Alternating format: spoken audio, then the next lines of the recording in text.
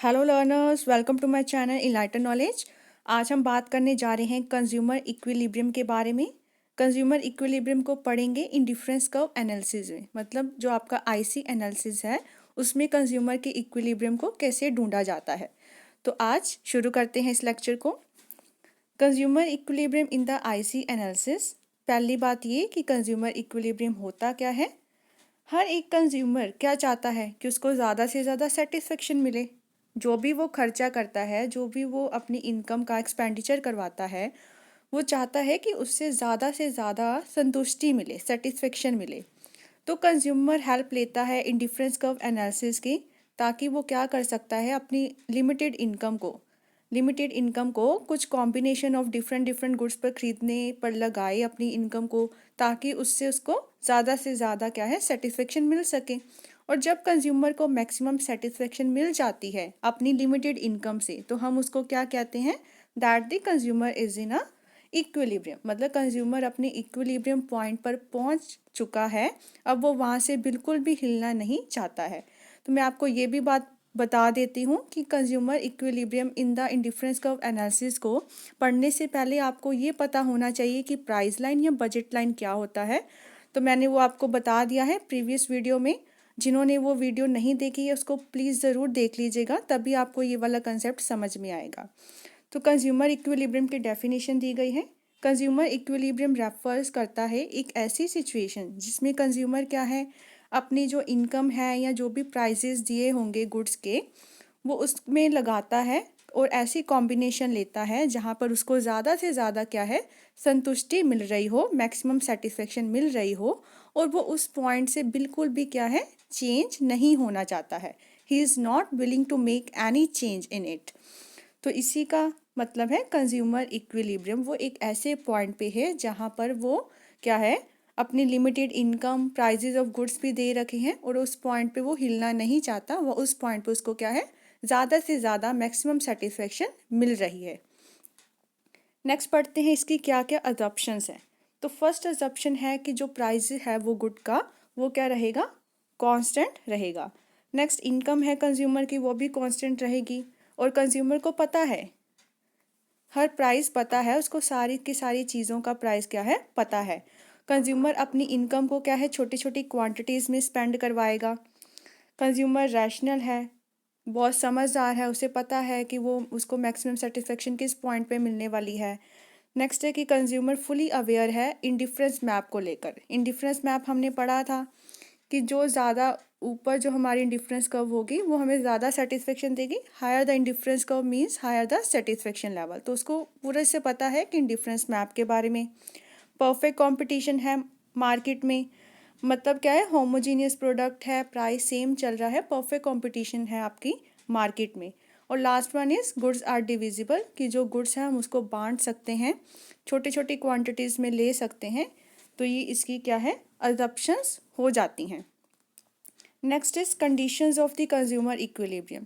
Consumer equilibrium की क्या क्या कंडीशन हो सकती है। इन द वर्ड्स ऑफ कॉशनिस, उन्होंने दो कंडीशंस हमें बताई है। तो पहली कंडीशन तो ये है कि जो आपकी प्राइस लाइन होगी वो क्या होगी, टेंजेंट होगी to the indifference curve. Tangent का मतलब होता है टच करके जाना, इंटरसेक्ट या कट नहीं, बल्कि सिर्फ और सिर्फ क्या है, टच पॉइंट होता है, टेंजेंट होता है इंडिफरेंस कर्व के। जो आपकी प्राइस लाइन है वो टेंजेंट होगी इंडिफरेंस कर्व की।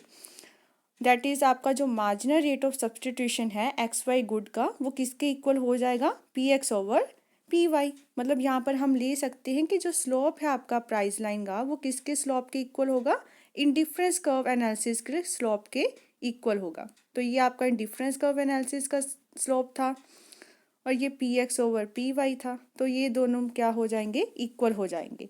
सेकेंड कंडीशन क्या होती है कि indifference curve should be convex to the point of origin. जो आपकी इंडिफरेंस कर्व है वो हमेशा क्या बनेंगी, कन्वेक्स बनेंगी to the point of origin. तो हम पहली जो कंडीशन उसकी बात कर लेते हैं। Price line should be tangent to indifference curve, मतलब जो आपकी प्राइस लाइन होगी वो क्या होगी, टेंजेंट होगी इंडिफरेंस कर्व के। कंज्यूमर इक्विलिब्रियम एक ऐसा पॉइंट होता है टेंजेंसी का, जो किस में देखा जाता है, प्राइस लाइन और इंडिफरेंस कर्व के बीच में। तो ये हम कर्व की हेल्प से समझ लेते हैं। तो यहाँ पर क्या है, हमने एक्स कॉमोडिटी ली है, वहाँ पर वाई कॉमोडिटी। आप कोई भी कॉमोडिटीज़ ले सकते हो, Apple oranges, apple banana, grapes, कुछ भी आप क्या है 2 कॉमोडिटीज़ ले सकते हो जो कि डिविजिबल हो सकती है। तो हम ये प्राइस लाइन ड्रॉ कर लेते हैं। जो हमने प्रीवियस वीडियो में भी जो प्राइस लाइन ड्रॉ की थी उसका एक क्राइटेरिया था कि जो आपकी एप्पल की कॉस्ट थी वो 1 रुपी था, 1 रुपी पर एप्पल था, और जो ऑरेंज था वो 50 पैसे पर एप्पल था। तो उस क्वांटिटी को लेते हुए हम क्या ले रहे थे, 4 एप्पल्स और ये 8 ऑरेंजेस वाली प्राइस लाइन बनी थी, मतलब ये कॉम्बिनेशन हम लोग ले सकते हैं। तो ये तो हमारा हो गया प्राइस लाइन की बात। तो अब इस पे हम लोग आईसी, एक तो हमारी आईसी ऐसे ड्रॉ होगी, मतलब जो उसको क्या है टेंजेंट होगी, सिर्फ और सिर्फ टच करके जाएगी। एक आईसी हमारी यहाँ पर भी बन सकती है और एक आईसी हमारी इसके नीचे की तरफ भी बन सकती है। तो हम नाम दे देते हैं, ये IC1, ये हमारी IC2 हो गई और ये IC3 हो गई। तो जो ये पॉइंट है वहाँ पर कंज्यूमर क्या ले रहा है, 2 एप्पल और 4 ऑरेंजेस ले रहा है। इसको हम डिफरेंट पॉइंट्स दे देते हैं। ये आपका पॉइंट C हो गया, ये आपका पॉइंट E और ये पॉइंट हो गया D। और यहाँ पर तो आप कोई पॉइंट ले नहीं सकते क्योंकि कुछ भी टच नहीं कर रही है प्राइस लाइन आपकी। तो मैं आपको ये बता देती हूँ कि देखो अब हमारे पास क्या है, 3 कंडीशंस बन रही है। या तो कंज्यूमर IC1 पे उसका इक्विलिब्रियम पॉइंट होगा, तो IC1 पे पॉइंट कौन कौन से हैं, C और E, ठीक है, या तो यहाँ पर और यहाँ पर। मतलब ये दोनों पॉइंट ऐसे हैं जो प्राइस लाइन को क्या है कट करके जा रहे हैं। लेकिन आपको एक चीज़ ध्यान में होगी कि ये आपकी IC1 पर लाई करते हैं। मतलब IC1 क्या है, लोअर सेटिस्फेक्शन लाइन है। इसीलिए हम कहते हैं कि कंज्यूमर को इंडिफरेंस मैप के बारे में अच्छे से पता है। इंडिफरेंस मैप का मतलब ही यही था कि जो हायर आपकी IC होगी वो हायर सेटिस्फेक्शन देती है। मतलब IC1 तो हमें हायर सेटिस्फेक्शन नहीं देगी क्योंकि वो सबसे क्या है, लोअर IC है। अब हम बात करते हैं IC2 की। तो IC2 में क्या है, ये D पॉइंट है आपका। जो D पॉइंट क्या है, टेंजेंट है, tangent to the price line है। अब तो ये है कि ये IC1 से ऊपर है, मतलब हमें D पॉइंट पे क्या मिलेगी, ज़्यादा सेटिस्फेक्शन मिलेगी। दूसरी बात ये भी है कि ये टेंजेंट है। तो IC3 की बात करते हैं। IC3 में क्या है, वो हमारे बजट से ही बाहर है, मतलब वो प्राइस लाइन को बिल्कुल भी छू नहीं रही। अगर हमारा बजट ₹4 है तो जो ये IC3 बनी है ना वो 5-6 मतलब 4 से ऊपर वाले बजट पे बनी है। ये इतना हमारा बजट ही नहीं है, इतने में हम गुड्स ले ही नहीं सकते। तो IC3 तो आपकी बिल्कुल ही कैंसिल हो गई है। IC1 हमें कम सेटिस्फेक्शन दे रही है, बची आपकी IC2। और IC2 कहाँ पर टच हो रही है, D पॉइंट पे, जहाँ क्या है प्राइस लाइन टेंजेंट है इंडिफरेंस कर्व के। और यही एक कंडीशन है जहाँ पे कंज्यूमर को ज़्यादा से ज़्यादा क्या है सेटिस्फेक्शन मिल रही है।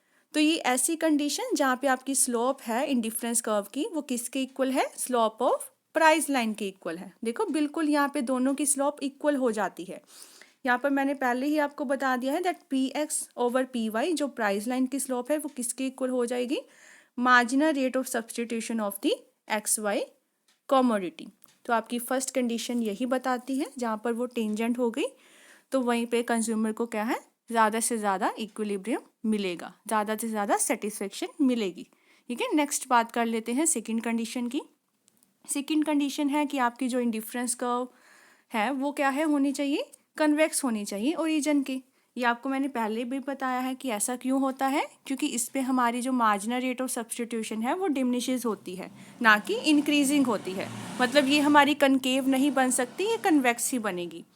तो इसको डिस्कस कर लेते हैं कि ऐसा क्यों होता है कि ये कन्वेक्स ही बननी चाहिए।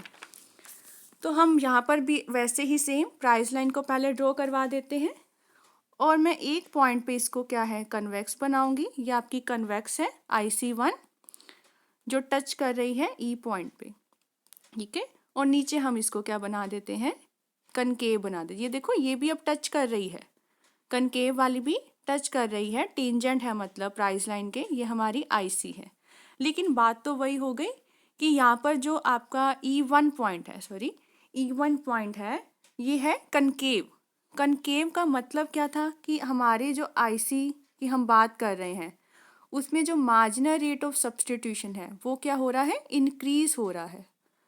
हमने प्रीवियस वीडियोस में भी देखा है कि जो मार्जिनल रेट ऑफ सब्स्टिट्यूशन है वो अगर इंक्रीज होता है तो वो रियल लाइफ में ऐसा बहुत रेयर होता है, बहुत ऐसे रेयर केसेस होते हैं जहाँ पे हमारा मार्जिनल रेट ऑफ सब्स्टिट्यूशन बढ़ रहा हो। लेकिन जो कन्वेक्स वाला पॉइंट है वो ज़्यादा रियलिस्टिक है, ज़्यादा रियल लाइफ में देखा जाता है, जहाँ पे क्या होता है कि हमारी मार्जिनल रेट ऑफ सब्स्टिट्यूशन क्या हो रही है, डिमिनिशिंग हो रही है। देखो इसका मतलब भी मैंने आपको बहुत अच्छे तरीके से बताया था। इंक्रीजिंग का मतलब है कि जो उसका सेक्रीफाइसिंग लेवल है वो बढ़ता जा रहा है, मतलब एक गुड को लेने के लिए वो ज़्यादा से ज़्यादा आइटम्स को सेक्रीफाइस करवाना चाहता है। ऐसा नहीं होता है रियल लाइफ में। रियल लाइफ में क्या होता है कि हम सेक्रीफाइस को कम करना शुरू कर देते हैं। जब हमारे पास कोई चीज़ें ज़्यादा अवेलेबल हो जाती है तो हम क्या है धीरे धीरे अपना जो सेक्रीफाइस लेवल है वो कम करते जाते हैं। तो मतलब marginal rate of substitution diminishes वाला जो पॉइंट है वो आपका रियल लाइफ में ज़्यादा एक्सिस्ट करता है। तो हम कह सकते हैं कि जो ई पॉइंट है वो आपका परमानेंट इक्विलिब्रियम वाला पॉइंट है और जो E1 है वो आपका क्या है, टेम्परेरी इक्विलिब्रियम वाला पॉइंट है। तो इसे हम नहीं लेकर चलेंगे, कनकेव वाली चीज़ को नहीं लेंगे। तो यहाँ से क्या है पता हमें लग जाता है कि जो हमारी इंडिफरेंस कर्व है वो क्या होनी चाहिए, कन्वेक्स ही होनी चाहिए to the point of origin, क्योंकि यहाँ पर कंज्यूमर को क्या मिल रहा है, ज़्यादा से ज़्यादा सेटिस्फेक्शन मिल रही है और एक कंज्यूमर अपनी क्या है हायर इंडिफरेंस कर्व तक भी पहुँच पाता है। तो कनकेव वाली कंडीशन गलत हो जाती है और आपकी जो कन्वेक्स वाली कंडीशन है वो यहाँ पे अप्लाई हो जाती है। तो ये आपकी दो कंडीशन थी जो बताई गई है इंडिफरेंस कर्व एनालिसिस में कि कंज्यूमर इक्विलिब्रियम को कैसे ढूंढा जाता है। आई होप आपको अच्छे से क्लियर हो गया होगा। अगर वीडियो पसंद आई हो इस चैनल को ज़रूर सब्सक्राइब कीजिए, like share and comment and press the bell icon ताकि हर वीडियो की नोटिफिकेशन आपको टाइम टू टाइम मिलती रहे। Thank you.